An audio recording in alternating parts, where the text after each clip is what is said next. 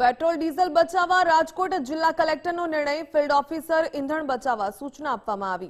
જિલ્લા વહીવટી તંત્રની તમામ મીટિંગો ઓનલાઈન કરાશે।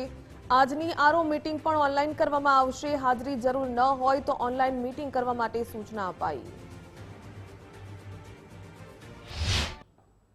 જિલ્લા વહીવટી તંત્ર દ્વારા તમામ ફિલ્ડ ઓફિસર્સને સૂચના આપવામાં આવી છે કે ફિલ્ડમાં જે છે આપણે ઇંધણની બચત થાય અને એનર્જી સેવિંગ ઉપર ખાસ પગલાં લેવામાં આવે।